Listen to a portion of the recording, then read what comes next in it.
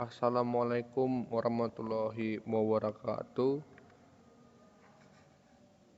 Jadi pada saat ini saya akan menjelaskan tentang pertemuan pertama PPKN, yaitu konsep dasar pengelolaan keuangan negara.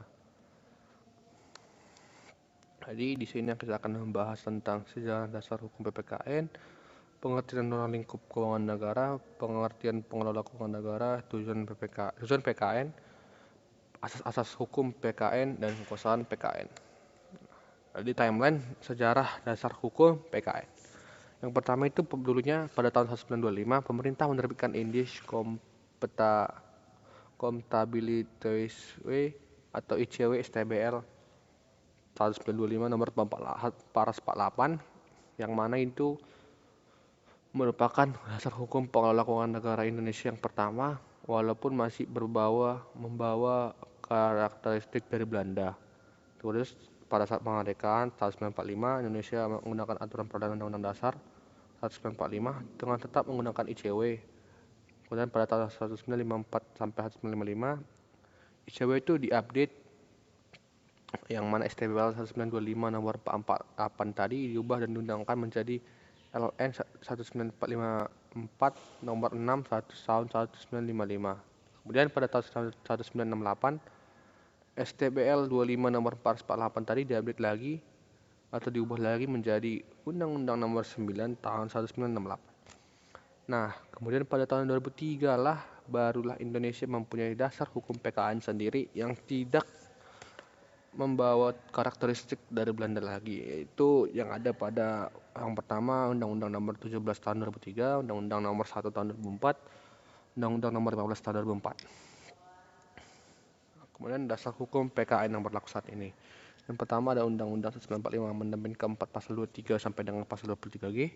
Yang kedua Undang-Undang Nomor 17 tahun 2003 tentang keuangan negara. Yang ketiga Undang-Undang Nomor 1 tahun 2004 tentang pemeliharaan negara. Yang keempat Undang-Undang Nomor 12 tahun 2004 tentang pemeriksaan pengelolaan dan tanggung jawab negara.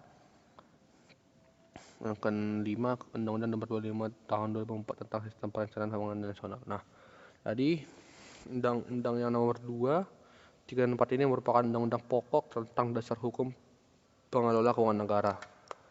Sedangkan yang undang-undang yang di atas ini yang Undang-Undang 1945 Amandemen keempat pasal 23 sampai dengan pasal 23 dan yang Undang-Undang Nomor 25 tahun 2004 tentang sistem perencanaan pembangunan nasional ini hanyalah tambahan sebagai dasar hukum pengelola keuangan negara. Nah, ini adalah hukum PKN pada Undang-Undang Dasar 1945.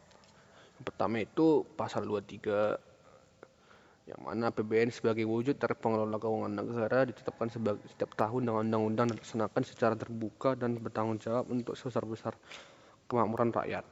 Pajak dan pungutan lain yang bersifat memaksa untuk keperluan negara diatur dengan UU. Kemudian pasal 23B macam dan harga mata uang ditetapkan dengan UU.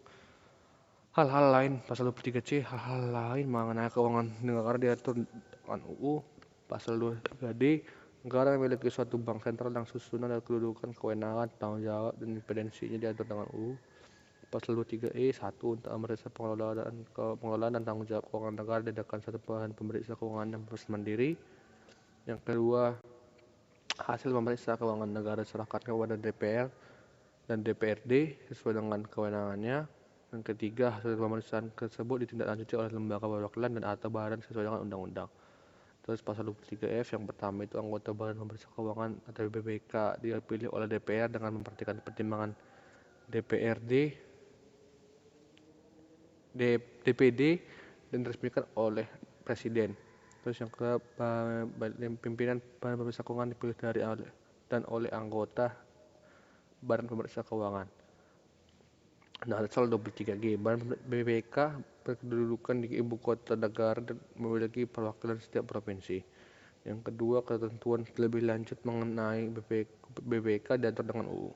Nah, kemudian selanjutnya, pengertian dan lingkup keuangan negara dan pendekatan keuangan negara. Ini yang pertama itu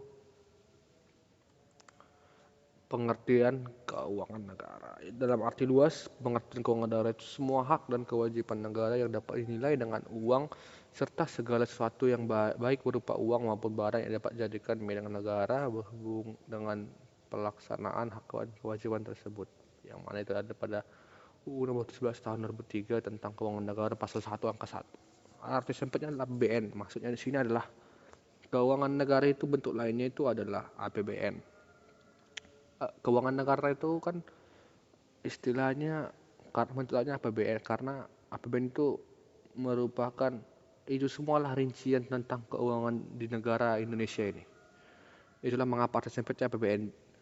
Nah, terus APBN ini ada pendekatan keuangan negaranya. Yang pertama itu pendekatan objek, yang kedua pendekatan subjek, yang ketiga pendekatan proses, yang keempat pendekatan tujuan. Nah, pendekatan objek ini adalah keuangan negara meliputi seluruh hak dan kewajiban negara yang dapat dinilai dengan uang, serta kebijakan ketentuan bidang fiskal, moneter, dan pengelola keuangan negara yang dipisahkan, serta segala sesuatu baik yang berupa uang maupun barang yang dapat dijadikan milik negara sehubungan dengan pelaksanaan hak dan kewajiban tersebut. Yang kedua, seluruh objek sebagaimana tersebut di atas yang dimiliki negara dan atau dikuasai oleh pemerintah pusat, pemerintah daerah, pemerintah negara atau daerah, dan badan lain yang ada kaitannya dengan keuangan negara. Pendekatan proses keuangan negara meliputi seluruh rangkaian kegiatan dan berkaitan dengan objek, mulai dari perumusan kebijakan, pengambilan keputusan, dan sampai dengan pertanggungjawaban. Pendekatan tujuan keuangan negara meliputi seluruh kebijakan, kegiatan, dan hubungan hukum yang berkaitan dengan pemilikan dan atau penguasaan ke objek keuangan negara dalam rangka penyelenggaraan pemerintahan negara. Ruang lingkup keuangan negara yang pertama adalah, jadi ruang lingkup keuangan negara ini maksudnya adalah ruang lingkup pemerintah untuk mengatur untuk melakukan keuangan negara, apa aja yang mereka lakukan untuk mengelola keuangan negara kita. Jadi yang pertama itu hak negara untuk memungut pajak, mengeluarkan dan mengedarkan uang dan melakukan pinjaman. Yang kedua itu kewajiban negara untuk menyelenggarakan tugas layanan umum pemerintahan negara dan membayar tagihan pihak ketiga. Yang ketiga penerimaan negara, yang keempat pengeluaran negara, yang kelima penerimaan daerah, yang keenam pengeluaran daerah, yang ketujuh kekayaan negara atau kekayaan daerah yang dikelola sendiri dan atau oleh pihak lain berupa uang, surat berharga, piutang, barang, serta hak-hak lain yang dapat dinilai dengan uang, termasuk kekayaan yang dipisahkan pada perusahaan negara atau perusahaan daerah. 8. Kekayaan pihak lain yang dikuasai oleh pemerintah dalam rangka menyelenggarakan tugas pemerintahan dan atau kepentingan umum. 9. Kekayaan pihak lain yang diperoleh dengan menggunakan fasilitas pemerintah. Nah, kemudian kita beranjak kepada pengertian PKN dari keuangan negara. Sekarang pengelola keuangan negara. Jadi pengelola keuangan negara ada dua, yaitu yang pertama keseluruhan pelaksanaan fungsi manajemen terkait dengan keseluruhan pendekatan keuangan negara atau objek, subjek, proses, dan tujuan dalam rangka mewujudkan tujuan bernegara. Yang kedua itu serangkai aktivitas yang meliputi perencanaan, pelaksanaan, pengusahaan, pertanggungjawaban, dan pengawasan keuangan negara. Nah, maksudnya di sini tuh ya pengelolaan keuangan negara. Nah, saya katakan keuangan negara itu kan semua tentang yang berkaitan dengan keuangan negara seperti APBN. Nah, jadi pengelolaan keuangan negara itu ya bagaimana kita memanajemen si keuangan negara itu. Kemudian pengelolaan keuangan negara ini dibagi tiga. Yang pertama ada bidang pengelolaan fiskal itu Kemenkeu, yang kedua bidang pengelolaan moneter Bank Sentral atau Bank Indonesia, yang ketiga bidang pengelolaan kekayaan negara dengan pisahkan atau BUMN. Nah, Menteri Keuangan itu ada sub bidang pengelola fiskalnya. Pertama pengelolaan kebijakan ekonomi makro dan fiskal, yang kedua penganggaran, yang ketiga administrasi perpajakan, yang keempat administrasi kepegawaian, yang kelima pembendaraan, yang keenam pengawasan keuangan. Nah, sistem pengelolaan keuangan negara. Jadi, jika kita mau buat sistem pengelolaan keuangan negara atau APBN, pertama itu di planning dulu di SPPN, Sistem Perencanaan Pembangunan Nasional. Nah, yang mana itu planning ini atau pembentukan APBN ini diatur pada UU Nomor 25 Tahun 2004. Nah, saat kita ingin membuat APBN ini, kita ini harus berkaitan dengan atau mengandung si APBN ini harus mengandung tujuan bernegara. Karena Indonesia ini mau tujuan negaranya tercapai agar Indonesia ini berkembang menjadi negara maju. Nah, kemudian setelah di planning, di organizing, yang mana diatur pada UU Nomor 17 Tahun 2003, yang mana di organizing ini perencanaan tentang APBN tadi itu diperinci lagi dan diperjelas setiap bagiannya. Kemudian setelah itu tahap yang ketiga itu act to acting, yang mana diatur pada UU nomor 1 tahun 2004, yang mana itu adalah tahap pelaksanaan. Terus yang keempat, tahap terakhir controlling yang diatur pada UU nomor 15 tahun 2004, yang mana ini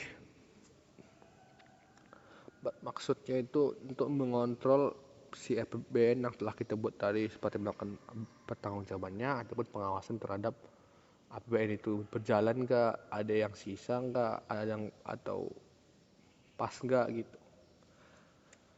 Nah, kemudian tujuan pengelola keuangan negara. Tujuan pengelolaan keuangan negara itu sebenarnya sama seperti tujuan bernegara Indonesia, yang mana itu ada pada alinea keempat tahun pada pembukaan Undang-Undang Dasar Negara Republik Indonesia tahun 1945. Yang pertama itu melindungi segenap bangsa dan seluruh pada Indonesia. Yang kedua, memajukan sejahtera umum. Yang ketiga, mencerdaskan kehidupan bangsa. Yang keempat, ikut serta mewujudkan ketertiban dunia berdasarkan kemerdekaan, penerimaan abadi, dan keadilan sosial. Nah, kemudian kita selanjutnya akan membahas asas PPKN. Asas PPKN itu dibagi dua, yang mana pertama asas lama yang telah dikenal atau umum. Yang kedua itu asas baru sebagai penjaminan best practice. Asas lama itu dibagi 4, tahunan, universalitas, kesatuan, dan spesialitas. Asas baru bagi 5, akuntabilitas, profesionalitas, proporsionalitas, keterbukaan, dan pemeriksaan keuangan. Nah, tahunan, jadi masa berlakunya anggaran untuk 1 tahun tertentu. Ya, dari APBN itu maksudnya itu pola keuangan negara itu hanya berlaku pada 1 tahun tertentu. Terus yang kedua, universalitas seperti kata arti katanya universal. Jadi dia secara umum, secara utuh. Jadi setiap transaksi keuangan negara itu ditampilkan secara utuh dalam dokumen anggaran. Kesatuan, semua pendapatan dan belanja negara atau daerah disajikan dalam satu dokumen anggaran. Jadi disatukan pendapatan dan belanja negara atau daerah agar membacanya itu tidak kesusahan. Terus spesialitas, kredit anggaran yang disediakan terinci dengan jelas peruntukannya. Terus asas baru, yang pertama akuntabilitas, satu arti katanya dapat dipertanggungjawabkan. Jadi akuntabilitas itu dari keuangan negara itu dapat dipertanggungjawabkan pada masyarakat.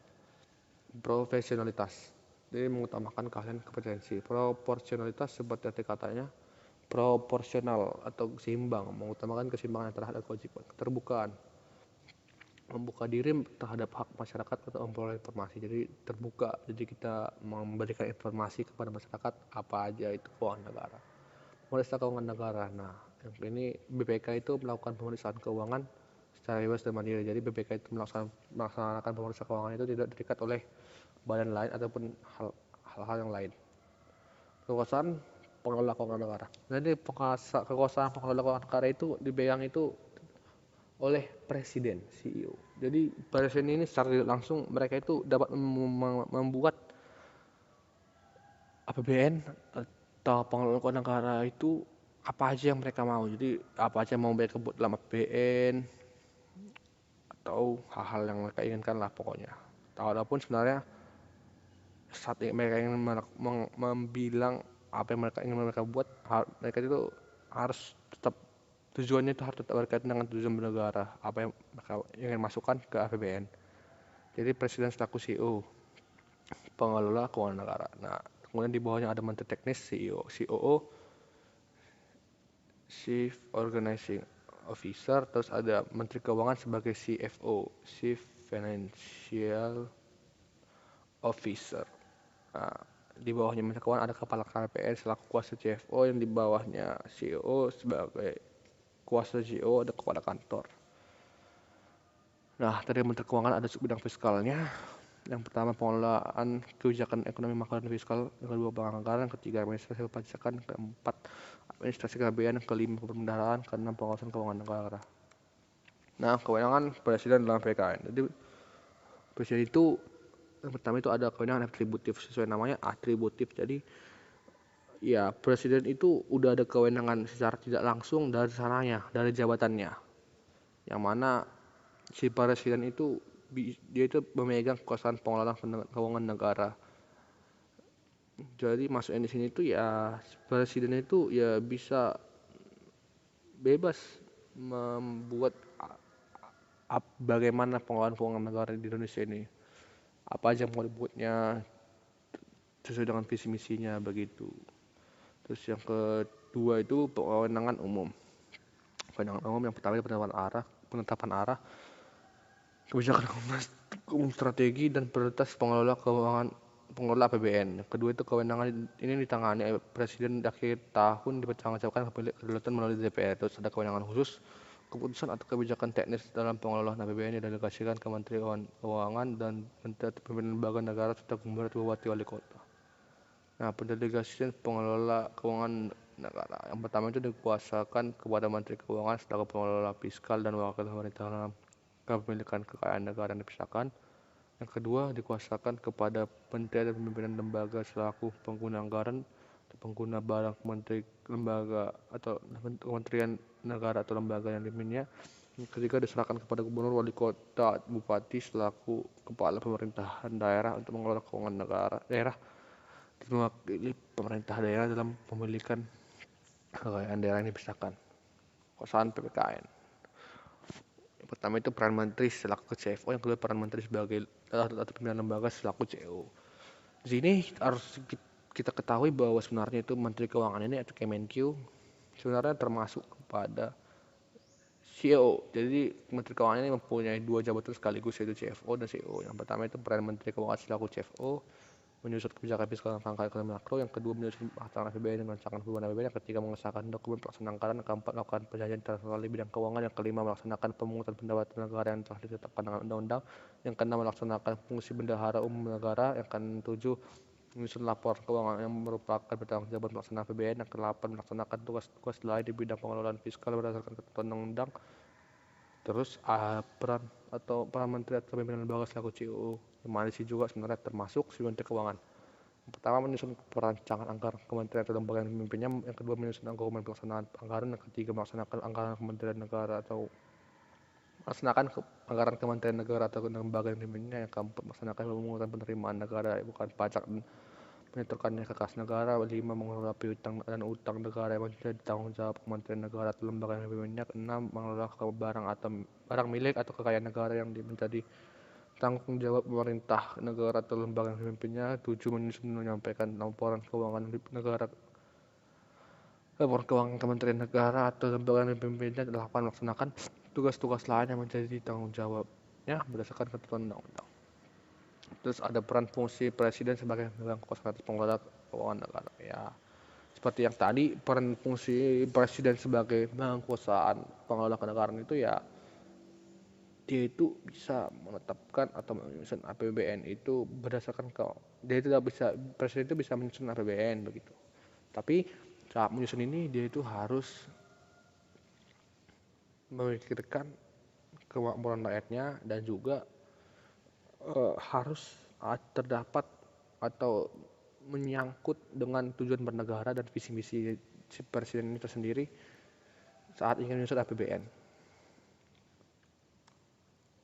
Kekuasaan atas pengelolaan keuangan daerah dalam sistem pemerintahan daerah. Nah, jadi sebagian kekuasaan presiden atas pengelolaan keuangan negara itu sebagainya diserahkan kepada gubernur, bupati, wali kota. Maksudnya itu ya kalau kan ada pemerintahan daerah dan pemerintahan pusat. Nah, jadi sebenarnya presiden itu memang betul dialah sebenarnya pemegang kekuasaan pengelola keuangan negara. Tetapi nggak mungkin dong si presiden ini selalu jalan ke setiap provinsi, setiap kabupaten, setiap kota, setiap harinya hanya untuk melakukan pengelolaan keuangan negara. Setelahnya kan jadi sangat banyak lah tugas si presiden ini. Nah, maka dari itu si gubernur, bupati, dan wali kota itu dikasih hak lah untuk melakukan pengelolaan keuangan negara atau asas desentralisasi untuk melakukan pengelolaan keuangan negara. Tetapi hal itu diatur pada pasal 10 ayat 1 Undang-Undang Nomor 17 Tahun 2003. Nah, sekian tentang materi PPT pertama pengantar pengelola keuangan negara yang dapat saya jelaskan. Bila ada kesalahan kata saya mohon maaf. Atas perhatiannya terima kasih. Wassalamualaikum warahmatullahi wabarakatuh.